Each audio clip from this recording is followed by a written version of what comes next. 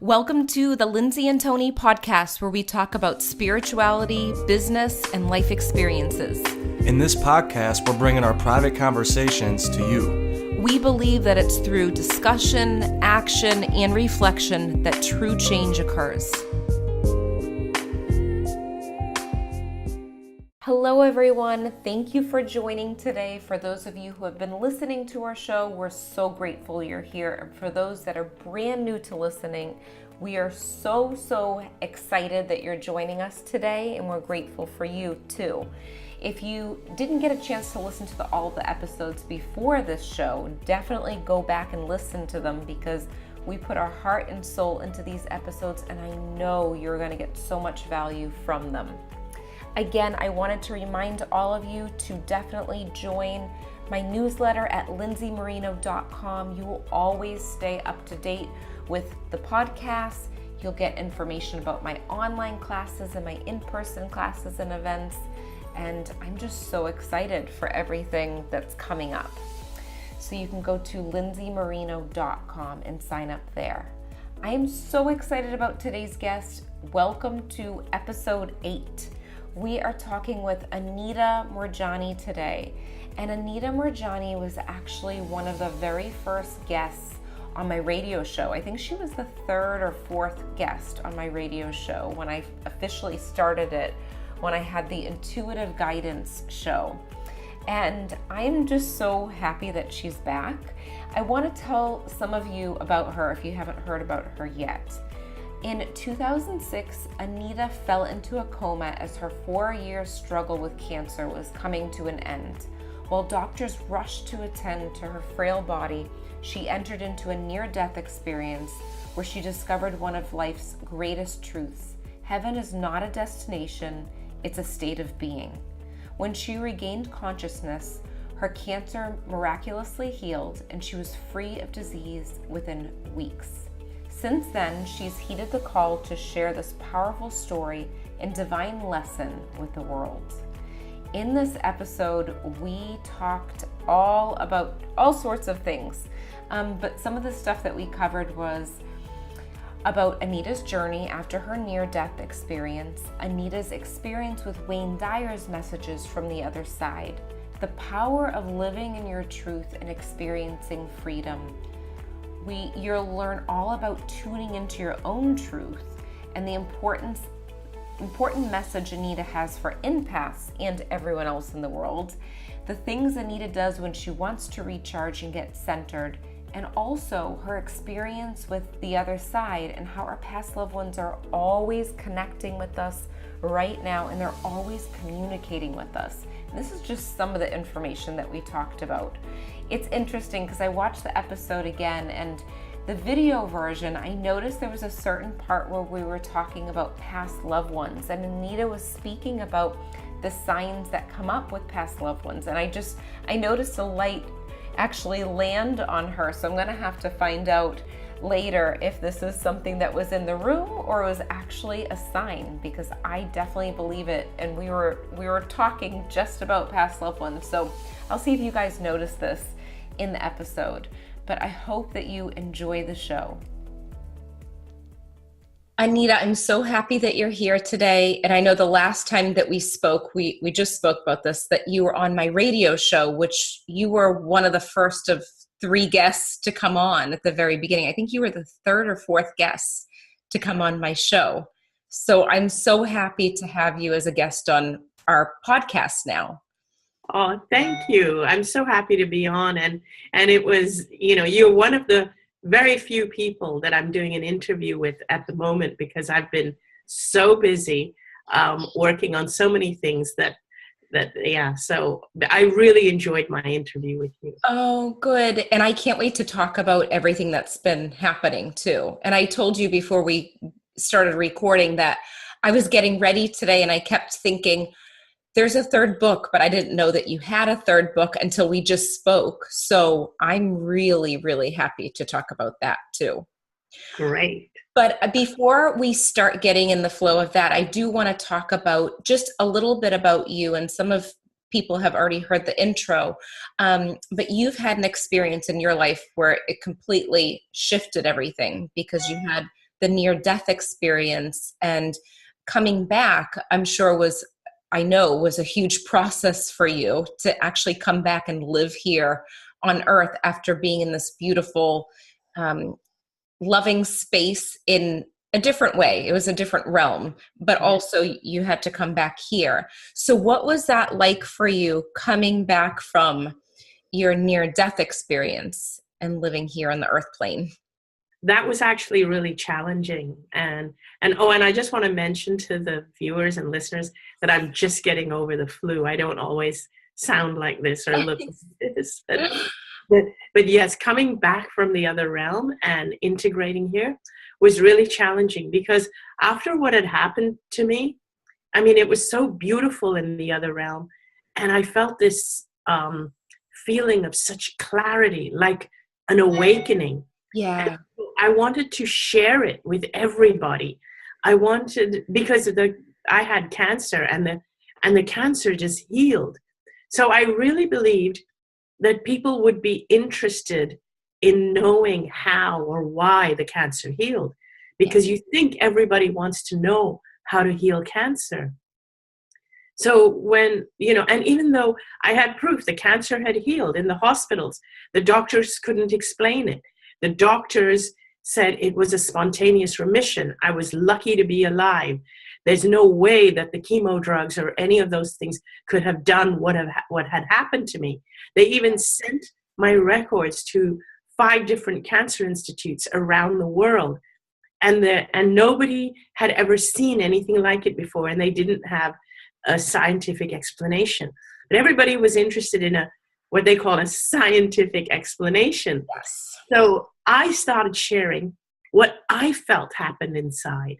I started sharing that it was because I had touched the space of unconditional love. And I had never known what that felt like before. And I wanted people to know that if they could reach that space within themselves, and we all have it within us, we could heal a lot of things. Because when we don't know that we are love, when we don't reach that space of love, when we don't encourage children to do it and adults to do it, what happens is that our lives begin to fill with a lot of fear, because the absence of love is fear. And fear is what erodes at our immune system and our energy, and it erodes us physically. And then we become vulnerable to illnesses.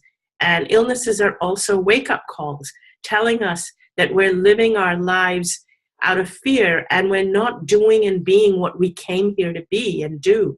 We need to love ourselves so as to shine our light and be all that we came here to be. Anyway, as I started to share this message, I started to run into a lot of people who were debunkers, people who weren't ready to hear that message, people who said, oh yeah, so love cures cancer. Tell that to the person going through chemo. And, and you get people, what people can be like. Definitely. So it was so hurtful, and it was so like, in my mind, I'm thinking, yeah, but so far, just as many people are dying from chemo as they are surviving. I'm giving you what happened to me internally. Yes. And eventually it was bringing me down so much that I stopped sharing. I stopped sharing my story. And I started to understand why in this world for people, why transformation is so hard. Because what happens is that we are often in an environment, we have this environment around us, whatever it is, whether it's people on the internet, people on our Facebook, people on social media, people around us. And we've always been in this environment. And suddenly when we become somebody different, when we realize something, we learn something that changes us to our core, we can't survive in that same old environment anymore. It's so true. I experienced it myself. Yeah, I'll bet you have. And it is really hard. And so your choice is like, do I go back to being that person I used to be just to fit into that environment and become that fearful person who, dejected person and that person again? But that was the person that got cancer. Yeah. I didn't want to be that person again.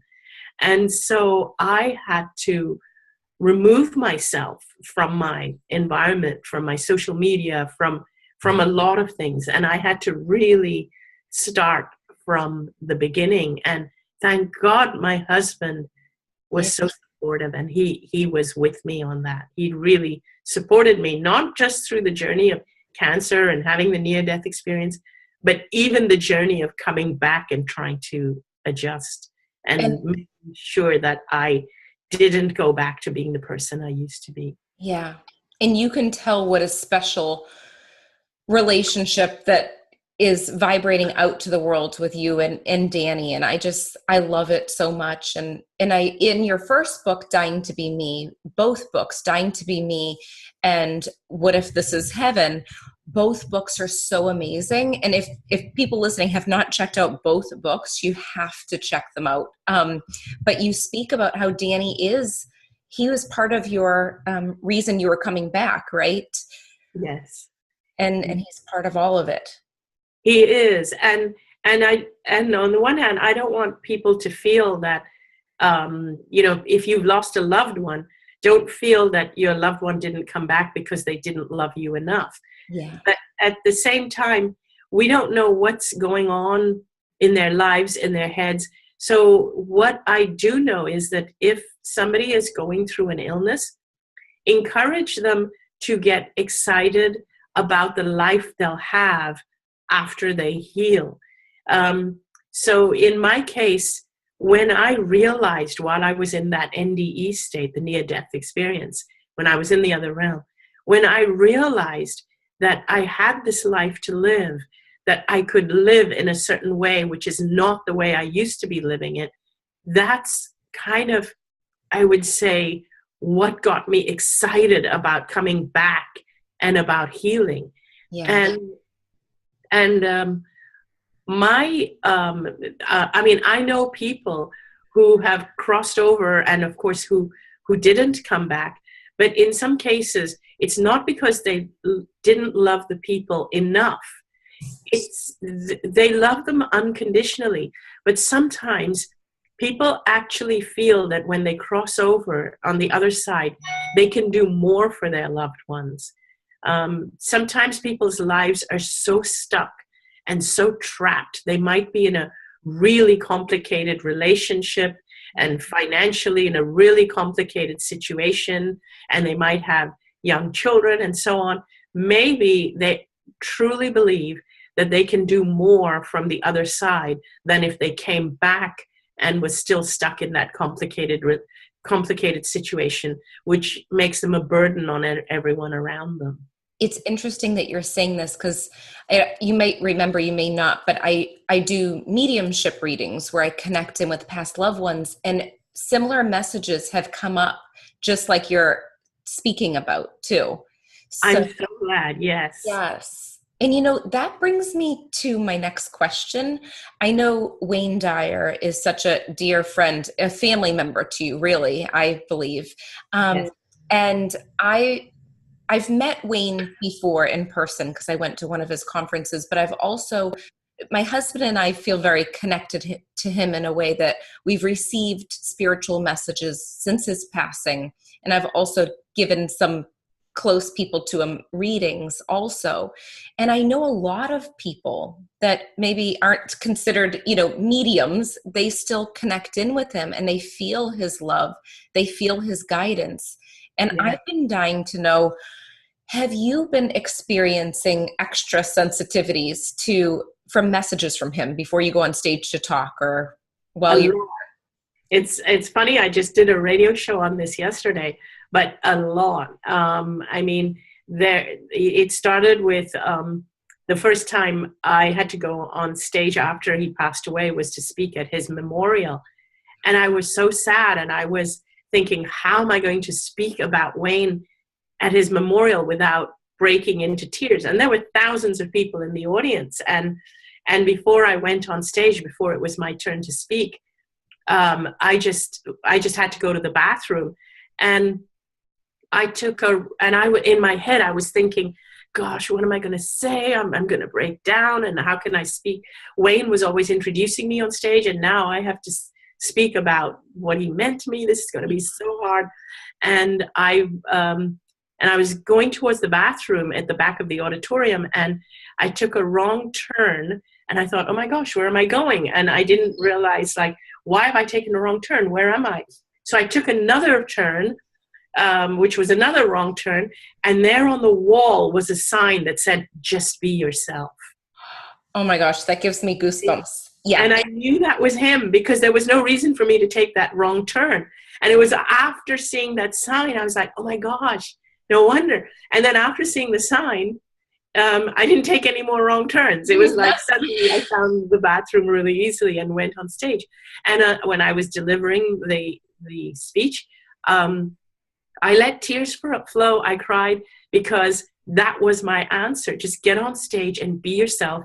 Speak about what he meant to me. And if I cry, I cry. And so that's exactly what I did. I wasn't anxious anymore. And then there were so many others. I mean, there was one amazing time when before he had died, he had been telling me I need to speak at the Mile High Church in Denver, Colorado. Uh-huh. He had been telling me this like for 2 years, but my schedule had never matched theirs, the Mile High Church, because I lived in Hong Kong and I had to be here in the US to speak there. Yeah. And so we were trying to match schedules, and also finally we fixed the date for February of 2016, and we fixed this date a year in advance. And Wayne was really happy that I was going to speak there. He had been speaking there for 12 years, and they loved him there.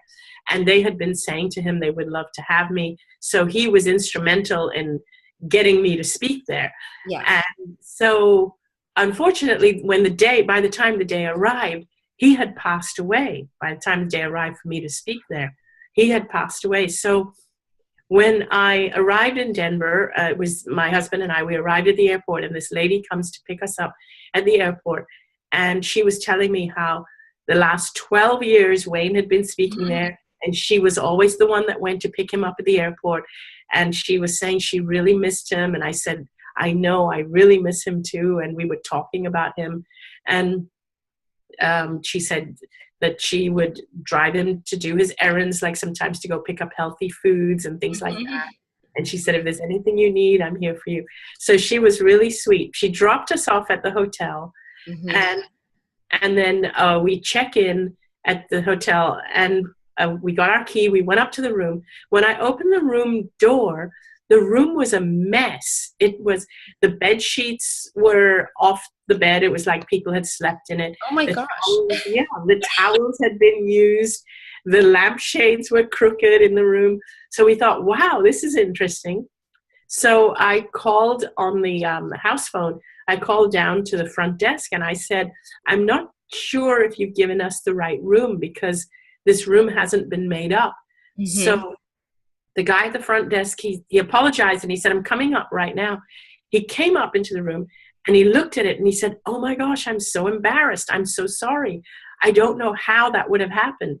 Anyway, he took us to the cafe downstairs, and he said, go grab something to eat or a coffee on us, and we'll figure this out, and I'll be right back to get you for another room.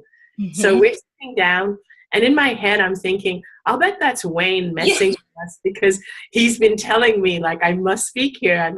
So I thought, that's him messing with me. So then we're sitting having our coffee, and this lady in a business suit comes walking up to us, and she said, hi, I'm the front desk manager of the hotel, and we apologize about what happened. I have no idea how it happened, because even on the roster, it's showing your room as having been made up. So she said, I don't know how it fell through the cracks, but to make up for it, we're going to upgrade you to a suite. So I was like, woohoo, how amazing. And I thought it wasn't such a big deal what happened, but I'm taking the suite. So exactly. So when I walked in to the suite, it was amazing. It was a corner suite on the 12th floor, which is the top floor, the kitchen and the living room and everything. And I was saying to Danny, this is Wayne for sure. This is him wanting me to have a good time. the next day, when the wonderful lady picked us up to take me to the event to speak, she picks me up and she says, "How was your night in the hotel?" I was at the hotel. I said, "Oh, it was great." And I told her what happened. Yeah. And I told her I was in that 12th floor suite. Her jaw dropped. And she said, "That was Wayne's room every trip." She said, my gosh. every trip he wanted the same room, and they booked the same room for him. Oh, I have goosebumps everywhere. Yes, that was my confirmation. That was Wayne. That is him. It's funny. Do you find that when he comes through, he adds humor into a lot of things? Because when I connect with him, I feel like he's always joking around too. There's a mix of humor in it. Oh, definitely. He's very mischievous. Yes. He's like a kid. Yeah. Oh, I love that story. I love hearing stories like this because and I think it's so important for people listening, whether they followed Wayne or not, that this is what happens with our loved ones. You know, our loved ones are with us and they come through and they give us these signs and they make things happen in ways that we don't know how it happens. It just does. And it's a beautiful thing. Yep, exactly.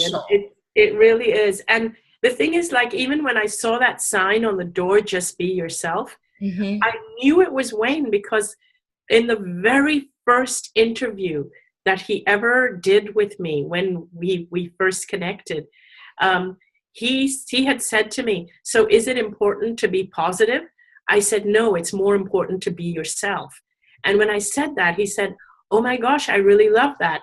And so what he would do is every interview, including his PBS special, he would ask me that question. So I would say, "It's more important to be yourself." And it was like he knew that I would know that sign is from him when he guided me to that sign. Oh my gosh. Yeah, it's so beautiful. And I love that you brought that up because I think I'm like a recovering people pleaser. Because I used to think that I had to be positive and I had to maybe push away feelings that I was feeling in the past because I thought that it's not good to think negatively. And after the whole process of uncovering things with people passing away in my life, I started to realize that I had to be, and I'm saying selfish in quotes because it's really not selfish. It's actually a great thing for you and everyone else. I had to put myself first. And I got confirmation with your book, Dying to Be Me, and you speak about it in your second book, What If This Is Heaven? And you talk about the power of really being yourself, stepping into who you are and not dimming your light. And I think it's easy to do that. Yes. If you're not used to the new programming or the old one that's within your soul. Yes, it's easy to dim your light, you mean? Yes. Yes. Yes, it is. And in my second book, I went into it quite a bit. And, and I speak about how we lose our light. And I'm currently writing a third book, which goes into that even more. Because what I realized is that people who are highly sensitive and empathic, like yourself, and people like us, we are the ones that are, like you said, that you do readings and things. People who are empathic and highly sensitive have a lot of gifts to offer the world.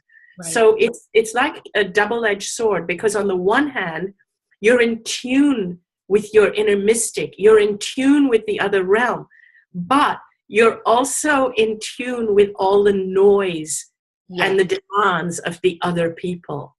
Yes. And so there's no separation, or it's really hard to separate the two.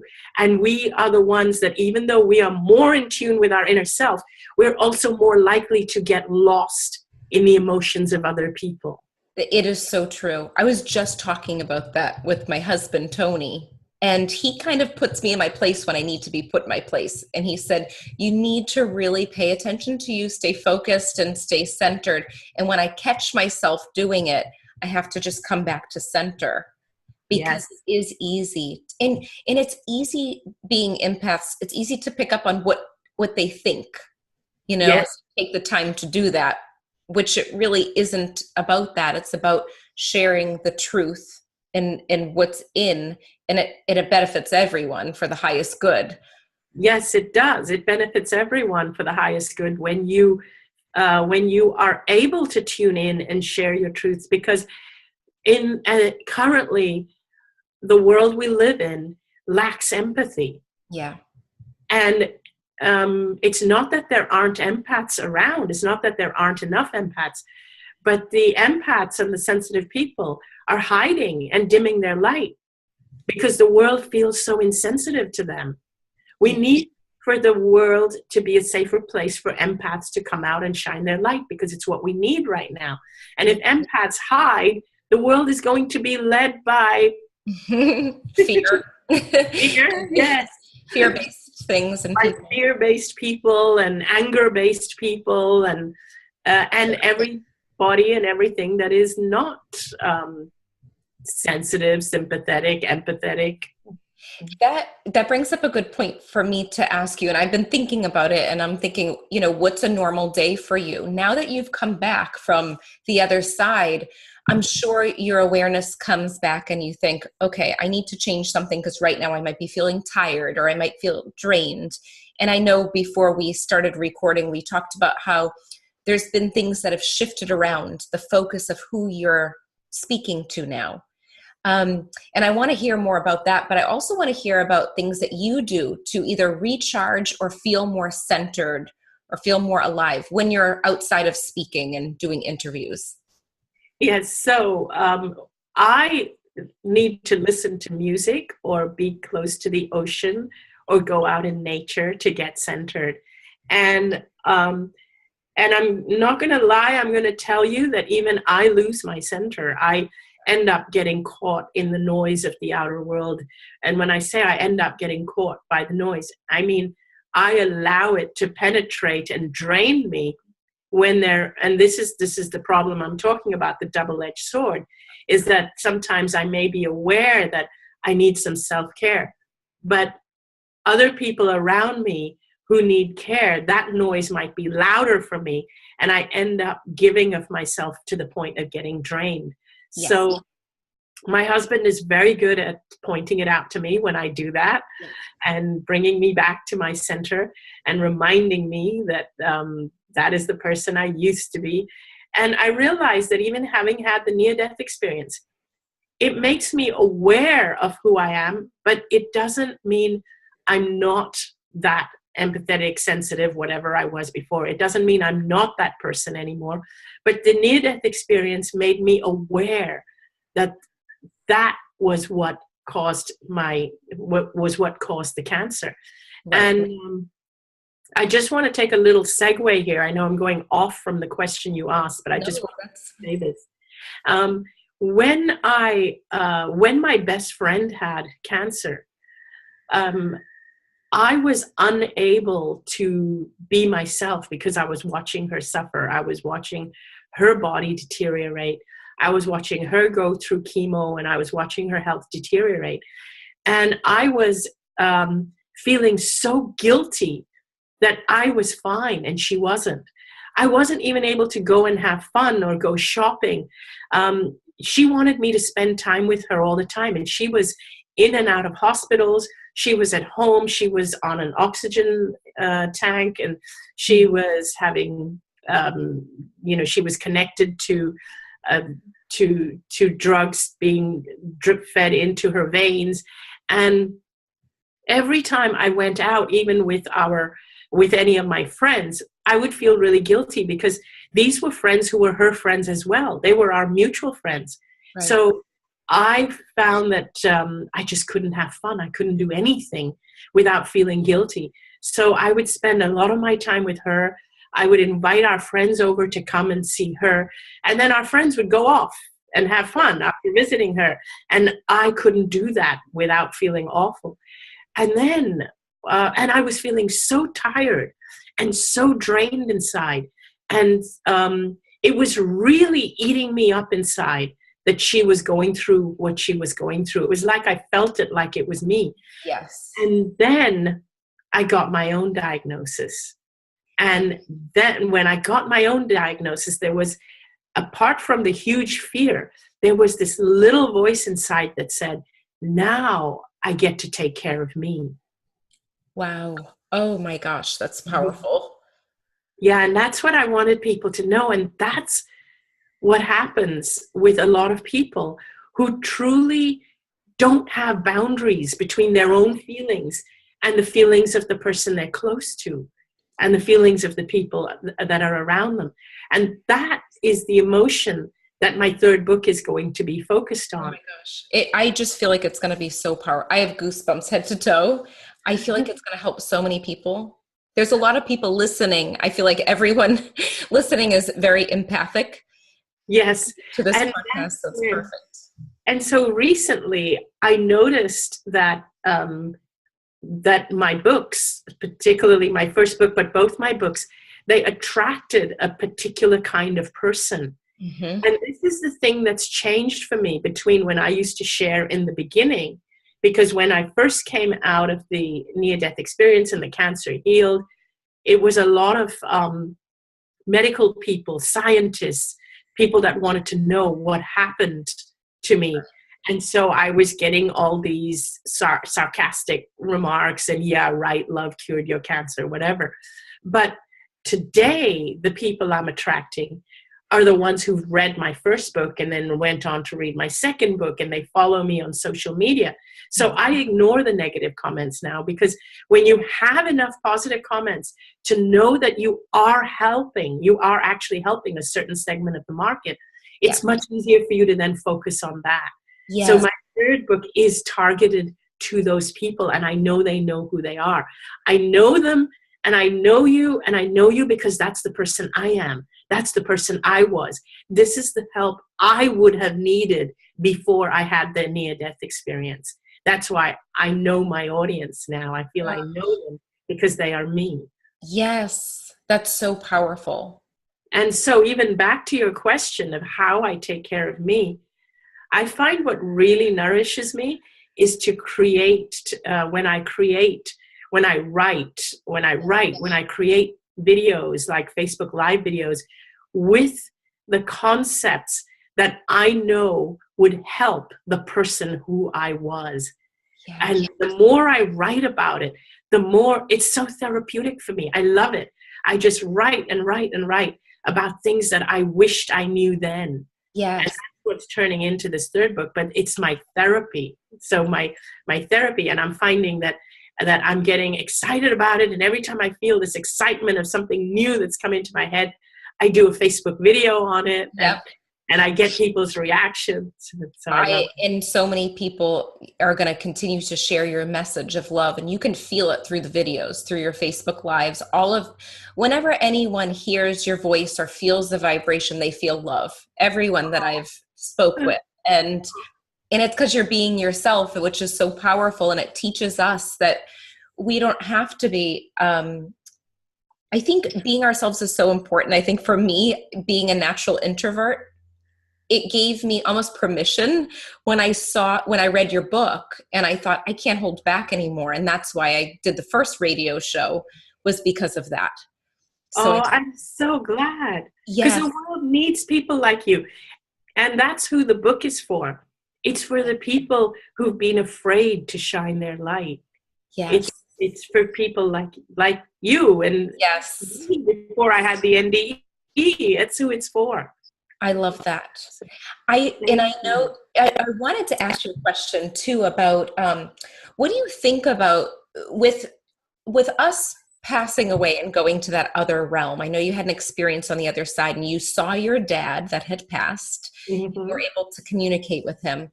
Do you feel, since you passed, that you've been extra sensitive to the other side, where you feel when maybe your dad a thought pops in your mind, or have you had any dreams since the NDE where you've had messages come to you? Yes, I have. In fact, this happens to me a lot, and I do feel more connected after the NDE, but I think what the near-death experience does is that it makes you aware that you are already connected. So it's almost like a confirmation, because prior to that, I wouldn't have known that that's what it was. You kind of think, oh, it's random, or it's a coincidence, or it's my imagination. The NDE made me realize that, no, they really are connecting with me all the time. Yeah. And it made me realize a whole lot of things that I had thought were just my imagination was actually my dad. And so now I know it's like a confirmation. And when you know it and when you believe it, you're more open to it and you see it more and more. Because the other thing is, for those on the other side, for our deceased loved ones, because they don't have a physical body, they don't have physical vocal cords, they can't communicate with us or even touch us or make their presence known the way a physical person can. They are basically energetic beings. So they have to figure out how to manipulate energies in a way to get our attention. Yes. And they can get in our thoughts. They can get in our dreams. They can sometimes manipulate technology. Yes. I've known people whose phones have done funny things to send them messages and all. So they do manipulate technology and things like that. So when you are open, though, here's the other thing. When you are open to it, it's easier for them to come through you. And you will know that as a clairvoyant yourself, as a psychic yourself. Yeah. You will know that. The more open you are, the easier they find it to come through you. But the more close you are to the idea, the concept, the harder it is for them to come through. It's so true. I think before my own loss, I had this idea of being Catholic, that it was a sin to even go to a psychic. I didn't even know what a medium was at the time. And then I started to realize how, what is limiting ourselves? It's really just our human mind that limits us. And it's just a different frequency or a different thing to open up to. And I know that love links us to the other side, links us to, and I say the other side, but it's so close. It's right here with us. It is. Yes. And it's right here and around us. Yes. And yes. It's just not physical. So we don't see it. Right. Now, my last question is, if there was anything that your audience or people listening didn't know about you, is there something that maybe it doesn't have to be anything, in the spiritual terms, but is there anything that you like to do or anything different that people don't know about you that you can share? Let me see. I love to have fun. Yeah. And the thing is that, people, I guess something people don't know about me is that I don't really read spiritual videos or attend spiritual seminars or watch, I don't watch spiritual videos or read spiritual books or consciously meditate and all, because on the one hand, because I feel connected to the other side all the time. Yeah. I don't feel the need to meditate because I'm aware. In fact, it's the other way around. I try not to do anything that makes me feel disconnected. And I feel that people who need to meditate are the ones who are stressed out and rush around and feel disconnected. So they need to take time to meditate. I try not to do anything that disconnects me, so I don't feel the need to take the time out to meditate. People believe that I love to read spiritual books and all, but let me tell you, when you have all this stuff going on and coming through yourself, which you're sharing with the world, you don't want to mix your message with what other people are saying, so I tend not to. What I do with a lot of my time is I love watching comedies. Mm-hmm. I love watching YouTube videos.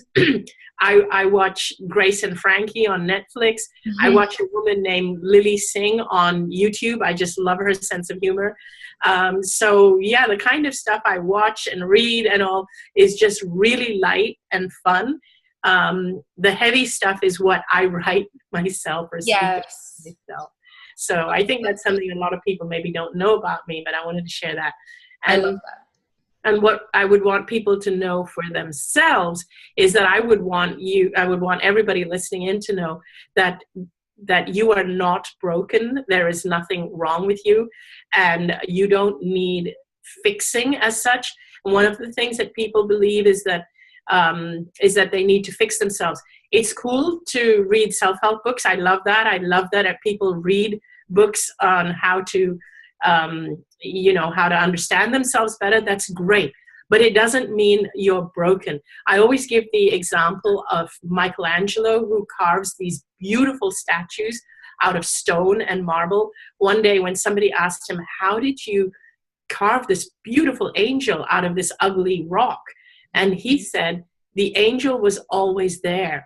I just removed the parts of the rock that was not the angel, and I set the angel free. Oh, I love that. Yeah, I love that quote. And this is what I would want people to know.